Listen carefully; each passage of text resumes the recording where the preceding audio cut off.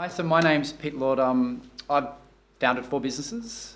So my first business was a t-shirt business called Tezao. I love the name, I love the brand. Everything else was kind of a bit terrible. I didn't have to raise any money when it came to that business. That was just kind of my investment, and it wasn't really capital intensive. And I learned my lessons pretty fast. So it kind of died at a really pretty fast pace, actually. So that was actually a good example of Google's learn fast and die quick. The next one was the real labour of love. I'd worked in finance most of my life, so money is what I'm kind of passionate about, and that's kind of sad, but it's kind of what I knew best. And I kind of thought that's where the biggest opportunity was too. So I left my job pretty fast. I was working in a corporate job. I was actually working for, I think it was IAG. I had the idea. I think we got to an MVP pretty fast, and I was actually pretty lucky getting some early family and friends money. And that kind of gave me the encouragement to think, yeah, there's something here. But I think those people were just investing in me because they kind of knew who I was. But then we hit the valley of death, actually. So we got to market, we got a bit of free advertising, so we got a bit of traction, but then we didn't get enough traction and we didn't have any paying customers. So we had a business, we had an idea, we had some customers, we were making some decent acquisitions. But then I found in Australia it's super, super hard to raise money in a pre-revenue business. So this would have been 8 years ago, so it would have been even harder back then. We did everything, we tried all the approaches, we tried everything. Nothing worked. Nothing worked at all. So I brought in an MD, an amazing woman called Gemma Renwright. Gemma had a bigger network than I did, particularly in the financial services industry. I thought Gemma being a woman was a great thing too, actually. It's a different kind of point of difference. We tried a lot of approaches to get money. So we went to all kind of like the Innovation Bay and the Sydney Angels. We pitched everywhere anyone would allow us to pitch. But we found out that whole ecosystem's pretty hollow. It's actually super hollow. And we just span our wheels. We span our wheels. We relied on the government R&D grant for probably 3 years, which was stressful and painful. I remember having several come to Jesus moments with Gemma, myself, my dad, who was helping us out financially. Gemma's partner came along. Would have been around about Easter at one point, and we're kind of thinking, look, if we don't get some traction in the next month or two, it's almost time to pull up shop. And just as we were getting to the end of our finances again, we had a really chance encounter. I was at an Innovation Bay breakfast of all things. I had my logo on. At the time, the business was called Cha-Ching, became Money-Brink later on. I met a woman called, forgot her name actually, she worked at AMP. I used to work at AMP, and I said, I used to work at AMP. It was Camilla actually, was her name. She said, oh wow, what's Cha-Ching? And I said, well, it's a budgeting app. Oh, and we're kind of interested in that. That started the negotiation. So within 2 months, AMP had come on board, and that was our lifeline. That was a phenomenal experience. So after the negotiations with AMP, as I said, it was probably just as painful to go through that process. It was actually AMP's first investment into a startup. It was part of their AMP New Ventures team. So they were learning and we were learning. They actually treated it as though it was an M&A kind of a deal. The amount of money they spent on the actual deal was probably almost as much as they invested in the business. It was crazy kind of a process. But in the end, we got a large amount of money. And what was, number one, which one of the most surprising things for me is within a week, I was back to the same level of happiness or unhappiness as I was before once you had the money. So money isn't the answer. And that even getting the investment from AMP, we set up our own shop, that was fun. Then you had a whole new range of different problems. Because we thought this was it, we're away now, we're away, baby. This is game over. This is going to be all the fun in the world. And we had a lot of fun, don't get me wrong. But I had a fun all the way through, and I think that's one of the key lessons I'd like to tell other kind of founders is it has to be fun all the way through. Whether you've got 39 cents in your bank account or a couple of $1 million in your bank account, you've got to be enjoying it along the way.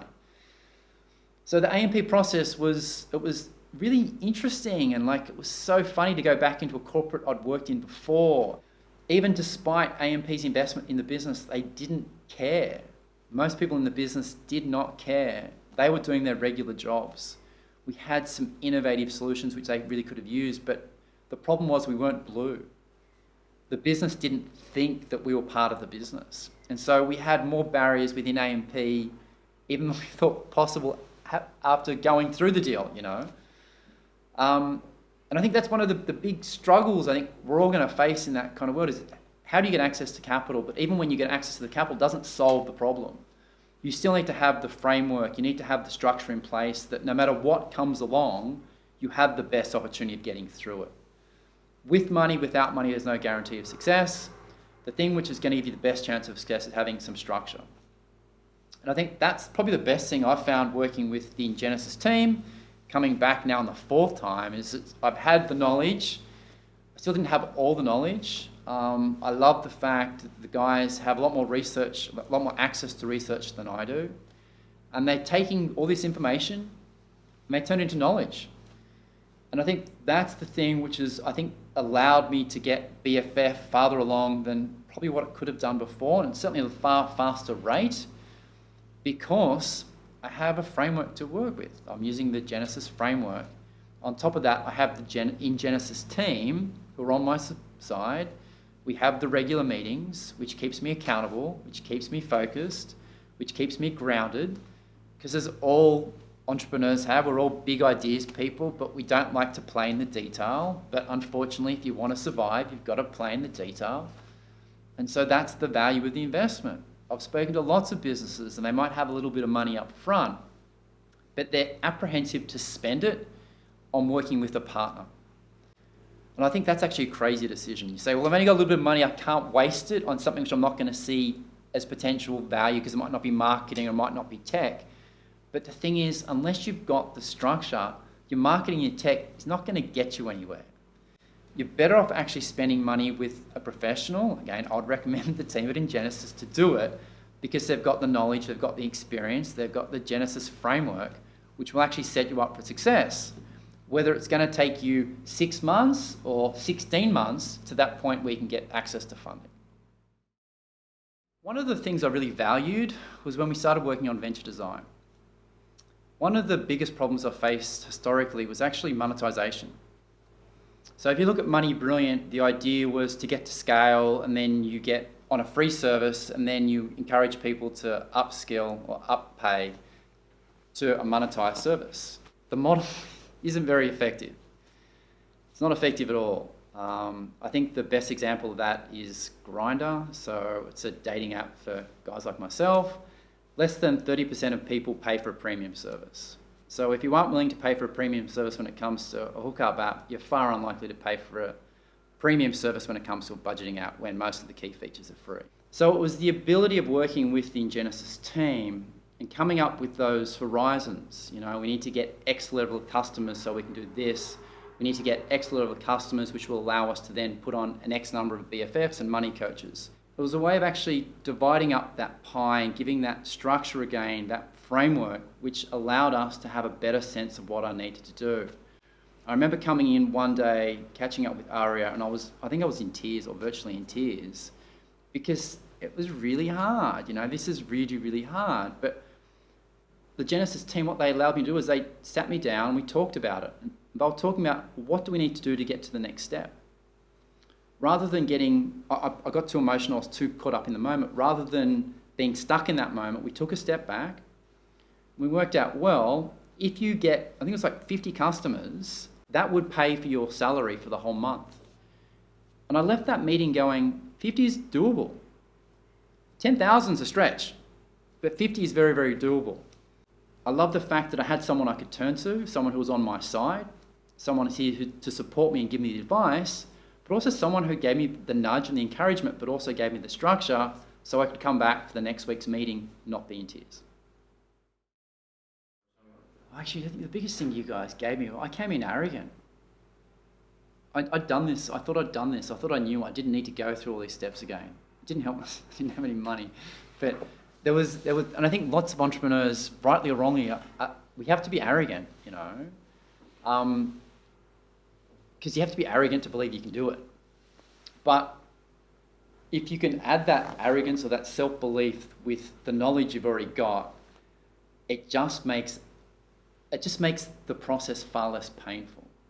Far less painful because I'm less likely to make mistakes, which I shouldn't have to make anyway, as long as I listen. As long as I ask for help and I listen.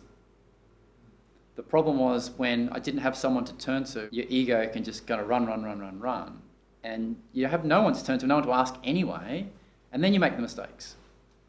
And then all the money's gone, and then you go, hey, where's Genesis when I need them? For me, I think one of the key things around all this, the best way to guarantee, you can't guarantee success, is to maximize success, is to understand the value of humans, understand the value of human capital.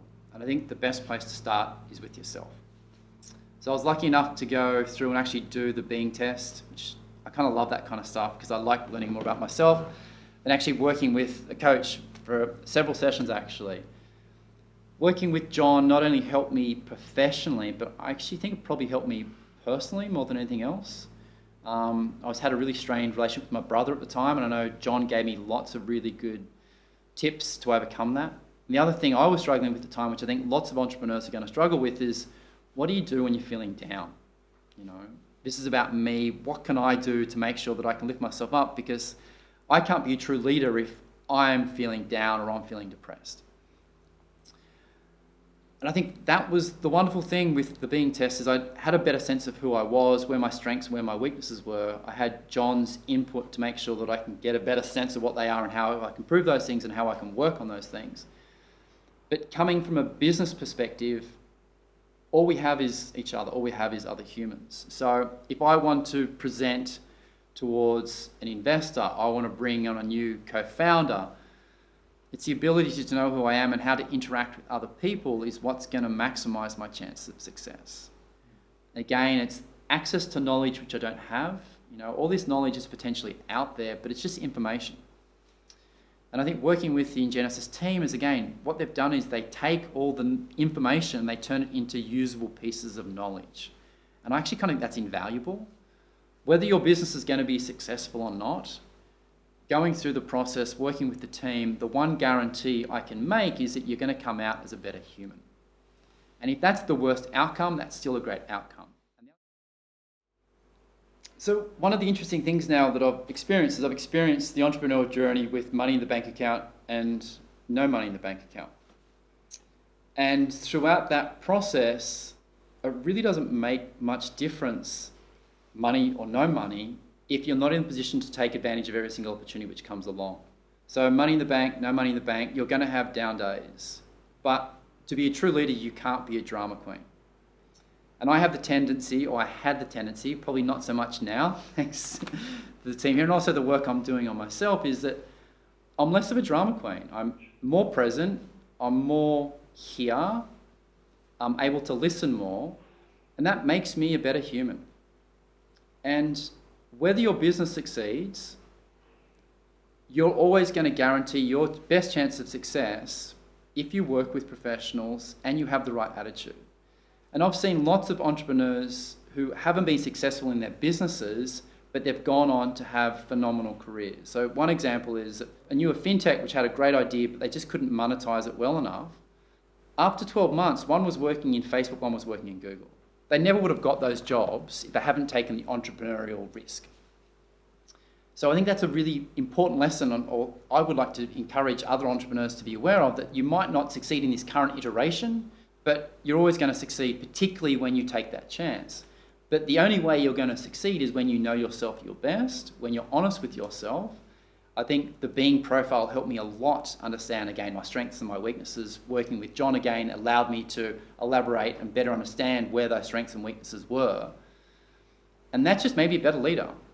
It's made me a better person. It's made me a better partner. It made me a better son. Made me a better employee when I'm back in the corporate workforce. Because at the end of the day, it's just about becoming the best person I could possibly be. It's also going to maximize your chance of success within your entrepreneurial journey if you're your true, authentic self. I actually vividly remember chatting to my Being profile coach, and I was sitting on the phone down in Circular Quay, and we were going through the numbers. And there was a couple of scores which I thought were a little bit low, and I thought I was going to score higher on that.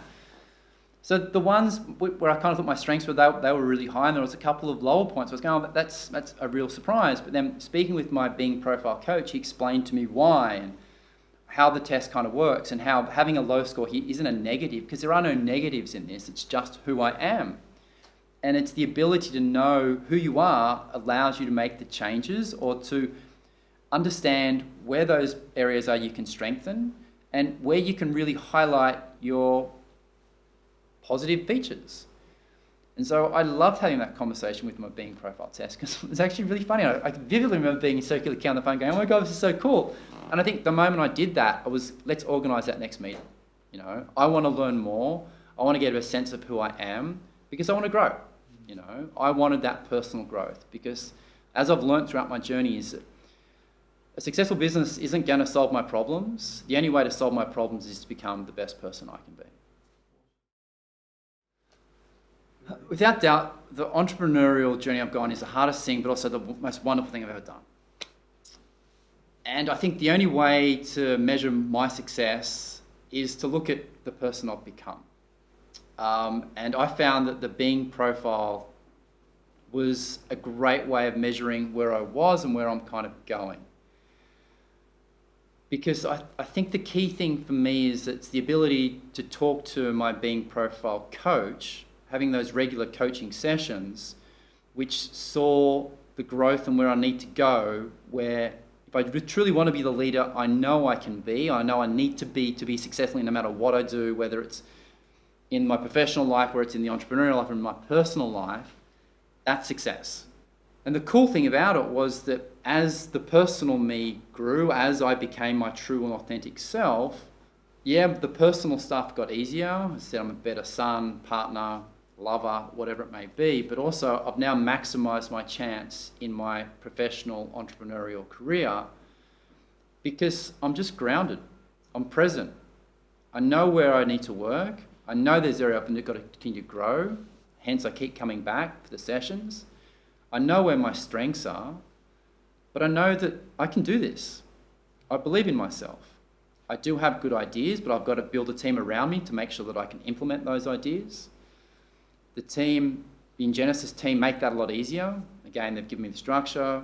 My profile coach, my being profile coach is great to help me do that personal one-on-one kind of level and that personal thing. But it's that ability to build that connection, to build that team. It's the best way to succeed personally and professionally.